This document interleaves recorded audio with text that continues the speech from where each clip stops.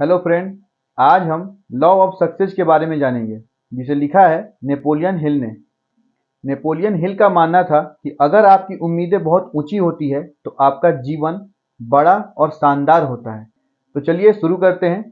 अगर आप हमारे चैनल पर नए हैं तो प्लीज़ चैनल को सब्सक्राइब कर दें ताकि हमारा न्यू वीडियो हमेशा आपके पास सबसे पहले पहुंचे। मैं आपसे एक क्वेश्चन करता हूं, क्या आप करोड़पति बनना चाहते हैं? आप बोलेंगे भाई कौन नहीं बनना चाहता। सही भी बात है, लेकिन पहले के समय में लोगों की जो सक्सेस थी उसे पैसे से नहीं नापा जाता था। लेकिन आज के समय में इतने करोड़पति लोग हो चुके हैं कि जिन्हें आप उंगलियों पे नहीं गिन सकते। लेकिन आप टेंशन मत लीजिए, हम आपको कुछ ऐसे नियम बताएंगे जिसे आप फॉलो करके आप भी सक्सेस हो सकते हैं। आपको सिर्फ लॉ ऑफ सक्सेस के बारे में जानने की ज़रूरत है। ये बुक सक्सेस और पैसा दोनों कमाने के लिए बहुत ही प्रैक्टिकल बुक है। आप इसके नियम को फॉलो करके बहुत कुछ सीख सकते हैं। मेरे रिकमेंड से आप एक बार इसे पढ़ें। ये आपको लीडर बनने में भी मदद करेगा। आप एक बात ध्यान रखिएगा, लाइफ में अगर आप खुद पहल नहीं कीजिएगा तो सक्सेस कभी भी आपका दरवाजा नहीं खटखटाएगा, कभी भी। चलिए हम इसे एक स्टोरी से समझते हैं। आपके और आपके सक्सेस पूरा होने के इच्छा के बीच में आपको पता है कौन खड़ा है? वो है आपका डर। हम न जाने कितने चीज़ों से डरते हैं, गरीबी से, बीमारी से, बूढ़े होने से, यहाँ तक कि हम मरने से भी डरते हैं। जबकि हमें पता है कि जो जन्म लिया है उसे एक न एक दिन मरना ही है, फिर भी हम डरते हैं। अपने डर पे काबू करने के लिए आप हमेशा पॉजिटिव सोचें। निगेटिव आपको कभी नहीं सोचना है। सिर्फ पॉजिटिव सोच के ही आप डर पे काबू कर सकते हैं। चलिए इसे दुनिया का एक बेहतरीन सेल्समैन से हम सीखते हैं। चार्ली एक बहुत ही घबराने वाला और डरपोक किस्म का लड़का था। सभी जानते थे कि वो एक दब्बू किस्म का लड़का है।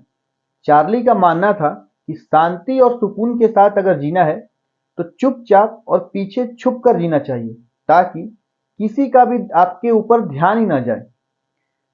एक दिन चार्ली ने सेल्फ कॉन्फिडेंट पे एक लेक्चर सुना। उस लेक्चर में कहे गए शब्द उस पे ऐसा असर किया कि वो तुरंत खुद को बदलने का फैसला कर लिया। अगले दिन चार्ली अपने बॉस के पास गया और उसने अपने न्यूज़पेपर की कंपनी में अपने पोजीशन को बदलने का प्रस्ताव रखा। उसने कहा कि वो एडवर्टाइजिंग डिपार्टमेंट में काम करना चाहता था। मैनेजर ने उसकी बात मान भी ली। चार्ली ने अब उस दिन से अपना नया काम शुरू भी कर दिया। कंपनी में हर कोई इस बात पे शर्त लगा रहा था कि चार्ली तो फेल हो जाएगा, लेकिन चार्ली ने यह ठान लिया था कि वो सक्सेसफुल होकर लोगों की बातों का जवाब देगा। वो अपने ऑफिस में गया और वो उन लोगों का लिस्ट बनाया जिसे वो अपना प्रोडक्ट बेचना चाहता था। लेकिन ये कोई ऐसी वैसी लिस्ट नहीं थी, ये बहुत ही अलग लिस्ट थी।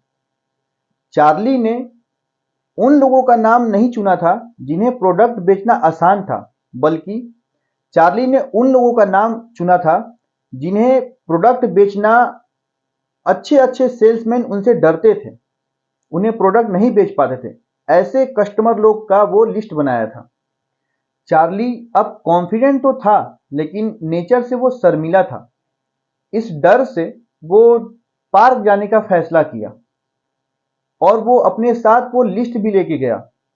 और पार्क में बैठ के वो उन लोगों का नाम को वो बार बार दोहराने लगा। वो बार बार खुद से दोहराता रहा कि इस महीने के लास्ट तक पक्का वो सभी लोग उससे प्रोडक्ट खरीद लेंगे। अपनी नई पोस्ट के पहले हफ्ते में उस लिस्ट के 3 लोगों को अपने प्रोडक्ट बेचने में चार्ली कामयाब भी रहा। इस चीज को वो अपने न्यूज़पेपर में एडवर्टाइज भी किया।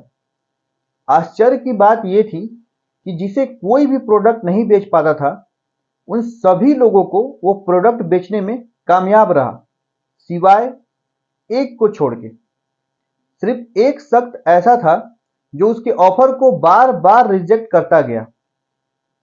अब आप सोच रहे होंगे कि चार्ली ने उस एक व्यक्ति का नाम लिस्ट से हटा दिया होगा, लेकिन चार्ली ने ऐसा कुछ भी नहीं किया। चार्ली अगले महीने का जो उसका न्यू लिस्ट था उसमें सिर्फ वो एक ही व्यक्ति का नाम सजेस्ट किया था और वो पूरे महीने सिर्फ एक ही व्यक्ति पे वो फोकस किया। चार्ली उसे रोज सुबह फोन करता और वो व्यक्ति उसे रोज मना कर देता था। ऐसा पूरा महीना चलता रहा। महीने के लास्ट में उस व्यक्ति ने चार्ली से पूछा कि तुम क्यों मेरे पीछे टाइम वेस्ट कर रहे हो, जबकि तुमको पता है कि मैं तुमसे प्रोडक्ट नहीं खरीदूंगा। चार्ली ने इतने चतुराई से जवाब दिया कि आप इसका जवाब सुनिएगा सर। चार्ली ने कहा कि हर रोज उसे फोन करने से वो उस बहाने के बारे में जान पा रहा था जो एक कस्टमर सेल्समैन को मना करने के लिए करता है। इससे वो एक ऐसी स्ट्रेटजी बना सकता था जिससे उसके पास हर कस्टमर के बहाने का उपाय हो, जिसे सुनने के बाद किसी भी कंडीशन में कस्टमर उससे प्रोडक्ट खरीदने को मना ना कर पाए। चार्ली का जवाब सुनकर उस आदमी को बहुत ताज्जुब हुआ। चार्ली का लगन और उसका कॉन्फिडेंट देख के वो चार्ली का तारीफ किए बिना रह नहीं सका। वो चार्ली का धुन देखकर वो चार्ली से प्रोडक्ट खरीदे बिना रह नहीं सका। लास्ट में वो एक एडवर्टाइजिंग पोस्ट चार्ली से खरीद ही लिया।